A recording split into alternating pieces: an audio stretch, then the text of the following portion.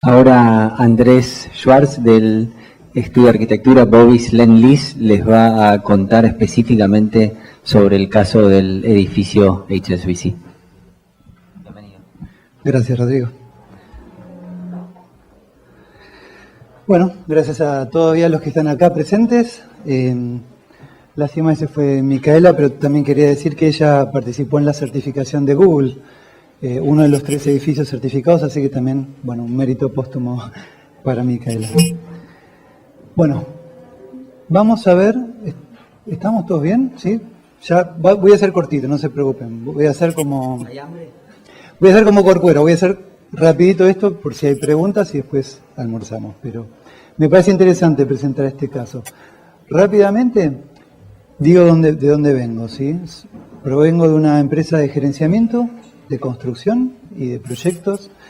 Es una empresa que tiene más de 100 años, con 11.000 empleados, con 30 países en el mundo, que son ahí los pintaditos en verde. ¿Qué hace mi empresa? No es un estudio de arquitectura, es una empresa de gerenciamiento. Toma proyectos y los lleva a cabo, ¿sí? Dije llevar a cabo, no construye porque no es una empresa constructora. O sea, empresas que no tienen el conocimiento de cómo hacer una torre, o cómo hacer un edificio, cómo hacer una planta, nos contrata, nosotros se lo organizamos con las contrataciones. Por ejemplo, la torre de Kuala Lumpur, allá arriba a la izquierda. Por ejemplo, el estadio Allianz Arena, entre los más conocidos. En América estamos en Canadá, Estados Unidos, México, Brasil, Argentina, probablemente y próximamente en Chile. ¿Y acá qué hicimos? Bueno, en Buenos Aires el más emblemático, la Torre Repsol YPF, en México la Torre HSBC, un edificio de Foster en Puerto Madero. Bueno, eso es un poquito la presentación, pero vamos a lo nuestro. El edificio de oficinas corporativo HSBC. ¿Qué era? Era una yerbatera, Cruz de Malta.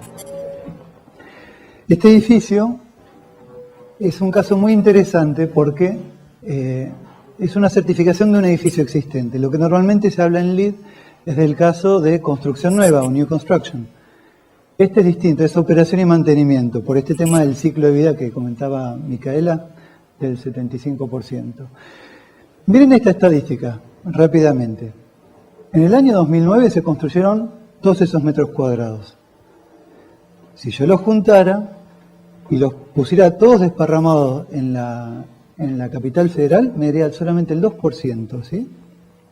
La construcción no es un puntito, tenemos que trabajar sobre lo existente, sobre el otro 98%. Y el propósito que yo esté acá es contarles cómo lo hicimos nosotros para este edificio existente, en base a estas 6 categorías, que es cómo tratamos el sitio, es decir, el uso de la tierra y la relación del edificio con el entorno, el agua, la energía, ya vamos a ver, qué materiales se usaron en la operación y mantenimiento, cómo vive la gente, cómo vive y trabaja la gente ahí, la calidad ambiental interior, y por qué no la innovación. ¿Estamos bien? ¿Sí? Vamos. El primer tema es el sitio. Del sitio, una de las estrategias que usamos 41 estrategias en total, fue combatir el efecto isla de calor.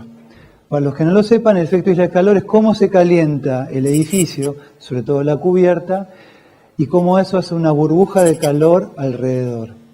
Esto es especialmente importante. ¿Por qué? Porque cuanto más calor tenga el edificio, más aire acondicionado necesito. Y cuanto más aire acondicionado necesito, más energía consumo. ¿Sí? Entonces, una buena forma de combatir el efecto isla de calor en el sitio es con una cubierta verde. Pero no con cualquier cubierta verde. Tiene que ser una cubierta idealmente con especies nativas o adaptadas. ¿Por qué? Porque las especies nativas y adaptadas consumen menos agua. Burdamente, si yo plantara una palmera acá, requeriría mucha agua y mucha agua potable.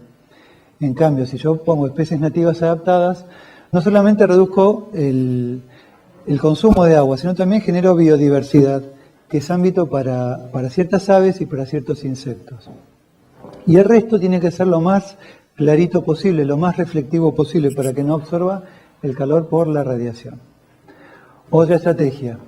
¿Cómo viene la gente a trabajar? Este edificio es casi toda esta manzana, prácticamente toda, solamente este triangulito es otra cosa. Y este edificio tiene 1.573 usuarios, 1.573 empleados. La movilidad, hoy a la tarde vamos a hablar también de movilidad, es cómo viene toda esta gente, cuánto dióxido de carbono se está impactando por el ir y venir de esta gente. Lo primero que hicimos fue estudiar cuántas líneas de colectivos tenía disponible. Tiene 17. Yo medio no lo podía creer, pero es porque está la cancha de Boca cerca, ¿sí? Pero el chiste no es que tenga 17 líneas de colectivo el lugar, 7 pasan por la puerta, sino es si lo están usando o no. Entonces la norma te dice, hace un estudio de uso y durante 5 días seguidos, de lunes a viernes, le teníamos que preguntar ¿qué medio de transporte utilizó el día tal para llegar al edificio de Barrancas de Lezama entre las 6 y las 11? ¿Por qué? ¿Por qué ese horario? Porque considera que uno va a volver como vino. Puede ser distinto, pero bueno, es bastante cercano a la realidad. Este estudio nos arrojó que más de un 75% de la gente usa un medio de transporte compartido. Esto es una combi, un colectivo, una combinación de subte y colectivo. Como no estábamos muy seguros si la gente había contestado bien, pues nos parecía muy alto, dejamos pasar unos meses y repetimos la encuesta. En esta segunda encuesta nos dio más que del 80% usa un medio de transporte compartido.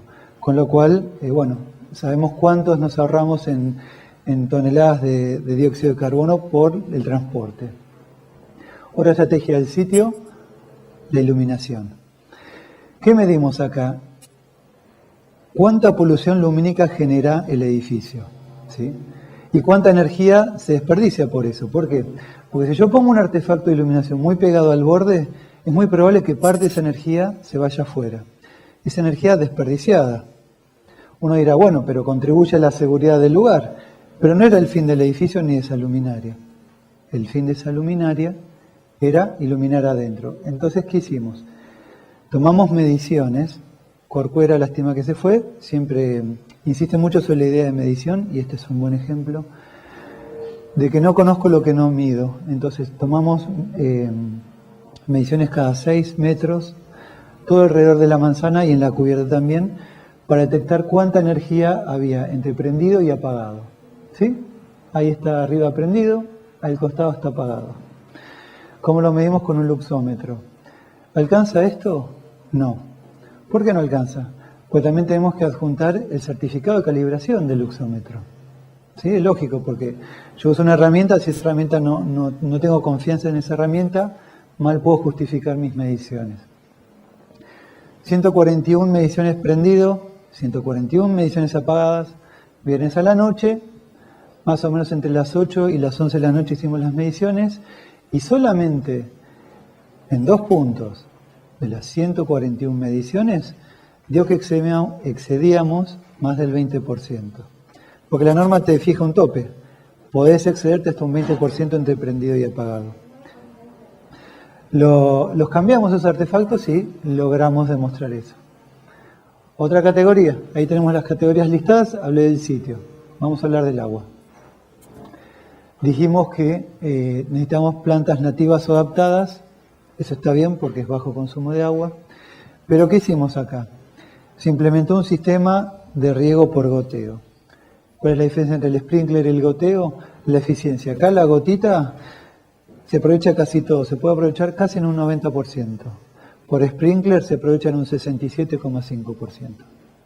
Lo importante no son esos números. Lo importante es qué agua usamos, porque hay que regar la cubierta verde. El agua que usamos fue casi exclusivamente el agua de condensado.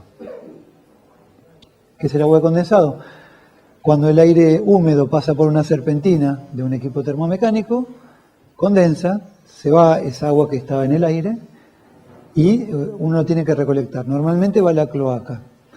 Lo que se hizo acá fue aprovechar esa agua, fue unos tanques en subsuelo y fue utilizada para regar esto. Esa agua, lo que se denomina agua gris, así que tuvimos bastantes puntos por el uso eficiente del agua. Otro tema de eficiencia, relevamos que había inodoros con válvula simple. Esto es muy malo desde el punto de la sustentabilidad porque descarga entre 14 y 16 litros una válvula de ese tipo. Lo que hicimos fue cambiarlo por válvulas de doble botón. No es el mejor ejemplo este, Lo ideal sería hubiera sido una mochila o un depósito, porque las válvulas siguen consumiendo mucho, pero con esta estrategia logramos disminuir el agua. Y no es solamente un tema técnico del doble botón en sí, sino pusimos cartelitos educando a la gente y también en la intranet del banco, del lugar. Otro tema del agua es, estas son torres de enfriamiento. Una torre de enfriamiento necesita ser purgada cada tanto, porque si no crecen plantas, más allá del tratamiento químico que uno le dé. ¿Cómo lo purgaban la gente del banco? Abrían una válvula, esta válvula de acá, antes de esta que de abajo, esta no existía, se iban y volvían a la semana. ¿Qué es esto? Significa que estas torres estaban una semana desperdiciando agua potable. ¿Qué propusimos nosotros? Poner medidores de conductividad. No es nada del otro mundo, es de Rosario esto, no es ningún desarrollo muy especial, que miden el pH del agua y otras propiedades físico-químicas, y que cuando detecta que que la torre sí necesita ser purgada, lo comanda con esta válvula solenoide de acá, la abre y cierra cuando ya está. O sea, solamente purgo en el momento que necesito. Esto es ser eficiente con el agua, y lo hicimos con materiales muy sencillos, ¿no? Muy locales. ¿Vamos bien? ¿Sí? Bien. Tema energía. Ahí Micael habló de Energy Star. Lo que se hizo fue comparar el edificio con otro edificio similares características de Estados Unidos. Esto es, oficina, una población de 1.500 personas, que opera entre las 8 y las 19 más o menos, que tiene más de un 50% calefaccionado y refrigerado. Con todos esos datos, lo cargamos en la Agencia de Protección Ambiental de Estados Unidos, que es la que tiene el tema del Energy Star, y de 0 a 100 nos dio que tenemos una calificación de 92. Muy bueno, ¿sí? Pero esto, acordémonos que es una norma, es una certificación. No basta con decir, hay que demostrar. Para demostrarlo tuvimos que subir las 12 facturas, todo un año, en este caso de Sur, que justifiquen este consumo que nosotros estamos declarando. Lamentablemente, por estar fuera de Estados Unidos, este edificio no pudo certificar Energy Star, pero hubiera obtenido una alta calificación por estar muy cerca del 100. Bueno, otro tema de energía. Acá se van a mezclar cosas sofisticadas y cosas sencillas. ¿Qué es sofisticado? Un BMS, un programa que maneja instalaciones y que dice qué prender y qué apagar en qué momento, de acuerdo a qué condiciones. El edificio tenía un BMS, no lo tenía instalado a full. Lo que nosotros pedimos es completar 2 módulos que faltaban, sobre todo el que hacía la integración con la iluminación y el aire acondicionado. Y bueno, eso sí, fue una cosa que nos ayudó mucho a manejar la energía. ¿Qué cosas fueron sencillas? Registrar los consumos que ya estaban teniendo, desde el tablero general de baja tensión. Otra cosa que nos ayudó mucho fue instalar sensores de presencia en baños. No necesitamos el baño prendido siempre cuando nadie lo usa. Se enciende cuando alguien accede al baño. Y también, aunque no es energía, es medir un poquito el agua que se usa para conocer. Lo que yo siempre digo en energía es que uno se tiene que parar en la balanza. Si yo no sé cuánto peso energéticamente, no sé cuánto tengo que reducir. Otras estrategias que usamos, ya pasé a materiales, pero otras estrategias que usamos fue estudiar los patrones de consumo. Porque acuérdense que esto es operación y mantenimiento. Entonces, dijimos, ¿a qué hora se prende el edificio? Y lo prendemos entre las 7:30 y las 8. ¿Y la gente a qué hora viene? 9, 9 menos cuarto. Dijimos, si la gente viene 9, 9 menos cuarto, prendámosles ahora, ¿no? Sería razonable, pero no saben la cantidad de edificios que operan así. operan por default, como la gente que abría la válvula y descargaba una semana la torre. Otra cosa que hicimos fue cambiar el set point, la temperatura y la humedad que tenían para el aire acondicionado. En verano la gente lo tenía cerca de 21 grados, pero 21 grados es casi una temperatura de proceso, es casi la temperatura de un data center. No tiene sentido. Nosotros lo movimos a 23 grados, que es lo normal. Y así otras medidas, sobre todo en la iluminación, que voy a comentar después, nos ayudaron a bajar un 14,26% de octubre a octubre, ¿sí? Todo un año, ¿sí? A ver, invierno, otoño, primavera, verano, ¿cómo se usa la energía? Eso fue lo que hicimos. En un ratito hablo más de iluminación. Temas de materiales, es la cuarta categoría. Primero y fundamental, ¿cómo manejo los residuos? ¿Cómo gestiono los residuos? El banco ya tiene una muy buena política de gestión de residuos donde separaban, ¿no? Papel, metal, plástico, orgánico. Donan el papel al Garrahan, todo el papel que no sea confidencial, el papel confidencial lo trituran y lo mandan a Bank, una empresa de seguridad. Pero el papel fundamentalmente va al Garrahan, el metal y el plástico va a la cooperativa El Seibo, ¿sí? Una cooperativa principalmente de cartoneros que ahora se formalizó. Y el orgánico, hay mucho no pudimos hacer, solamente pudimos compostar un poquito. De vuelta, el tema de la demostración, ¿no? Porque es muy fácil decir, yo soy sustentable, yo soy verde y todas esas cosas que se escuchan. Lo interesante es demostrarlo, ser serios, ser concretos. Nuestra forma de mostrar es, nos quedamos una noche acompañando a la gente de limpieza en el retiro de la basura, la computamos, la embolsamos, la pesamos y la registramos, ¿sí? Esto nos dio un patrón de consumo. El patrón de consumo fueron 300 kilos por día que genera este edificio. Genera, ¿no? Que recicle es otra cosa, reciclan mucho papel, mucho plástico, reciclan llaves, reciclan tapitas.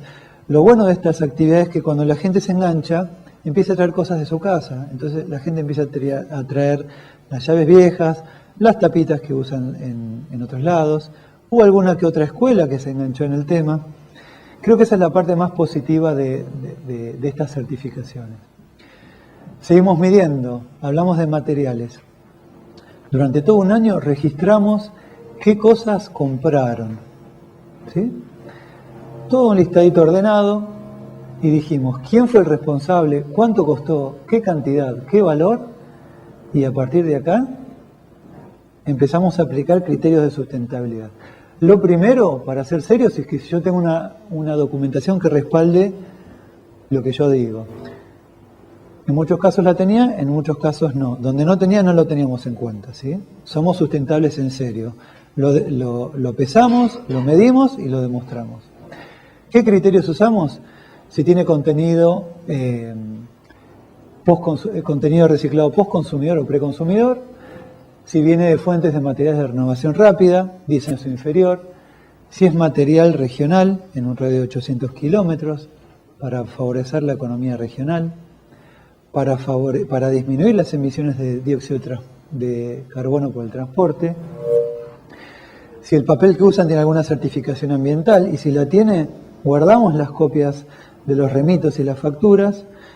Lo que vemos acá es un número de cadena de custodia de una certificación FSC. Hoy a la tarde van a escuchar a alguien hablar de FSC. Entonces, esta es nuestra forma de mostrar que somos sustentables en nuestra operación y mantenimiento. ¿Eso es todo? No. Es importante la gente. Yo puedo poner la mejor tecla doble botón, puedo poner el mejor BMS, pero si yo no involucro al usuario, es un esfuerzo un poco perdido. Entonces, cuando la gente empieza a sentir que su edificio responde mejor, que trabaja mejor, se engancha más. Lo primero que hicimos para que la gente tenga un mejor confort es instalar sensores de temperatura y humedad, que es el que se ve acá en esta columna. ¿Qué hace esto? Comanda la apertura de una manejadora donde tira un poquito más de aire frío o no, o aire caliente para el caso de invierno.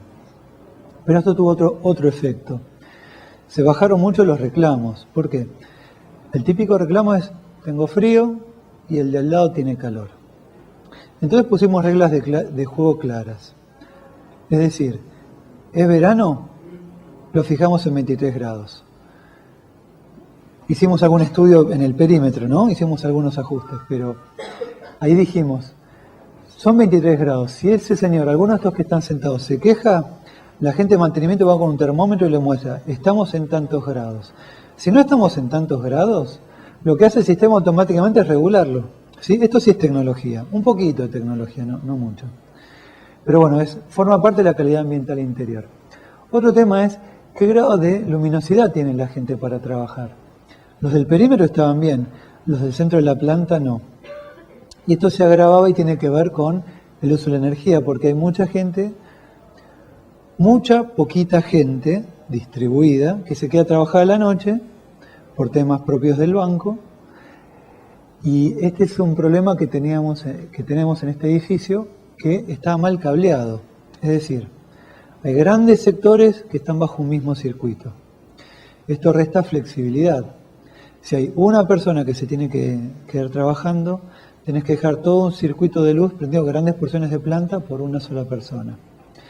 Lo que hicimos fue, a las 6:30 en verano, a las 6:30 en invierno se corta la luz, a las 7 en verano, y si alguien necesita trabajar, lo que se hace es dejar algunas pocas luces encendidas del pasillo, por seguridad, claro, y comprar lámparas de escritorio, artefactos de escritorio con lámparas compactas fluorescentes. No para todos, sino solamente para la mitad de la población. Esto los obliga a compartir. ¿Sí? Es importante. Estos pequeños detalles, yo siempre digo que la sustentabilidad no es solo técnica, es algo cultural. Y estos son los detalles en los que tenemos que trabajar. Recreamos ámbitos donde la gente puede trabajar más distendida, que tenga acceso al exterior, porque hay mucha gente que en una oficina no sabe, creo que desde acá mismo no sabemos si hace frío, si hace calor, si está nublado o no. Esto los conecta con el exterior, crea ámbitos un poquito más alegres por los colores y sobre todo se le da el control a la gente sobre cuánto tiene que subir o bajar la cortina. Dentro de innovación, el chistecito que tenía esta gente no es mérito nuestro, tienen un gimnasio. Son afortunados, yo no tengo gimnasio. Pero bueno, lo usan, la empresa les permite usarlo durante determinadas horas pautadas. La innovación fue, aparte de tener este gimnasio, moverlo a la cubierta, algunas actividades, las actividades aeróbicas, para que se beneficien con la ventilación natural y tengan de vuelta conexión con el exterior. ¿Sí? El resultado de esto, bueno, fue esta placa. ¿Sí? El primer edificio certificado LEED de Argentina, el primer edificio certificado LEED en la categoría de operación y mantenimiento de América del Sur. Es un gran orgullo que tengamos esto, que sea argentino, que esté en Barracas. Y más allá de la certificación, es interesante contar estas experiencias para ver qué cosas podemos hacer. ¿Podemos comprar lámparas de escritorio? Comprémosla. ¿Podemos comprar sensores de presencia en baño? Hagámoslo. El que tenga un poco más de dinero, tiene un BMS, vamos todavía. Lo interesante es que estemos charlando de estas cosas. Esto es un gran reconocimiento por la seriedad del esfuerzo, porque no todo el mundo te lista todo un año de compras y guarda las facturas. Pero yo estoy muy contento y agradezco a Rodrigo y también a Romina, que me invitó, que estemos charlando de esto. Y bueno, esto es todo. Gracias.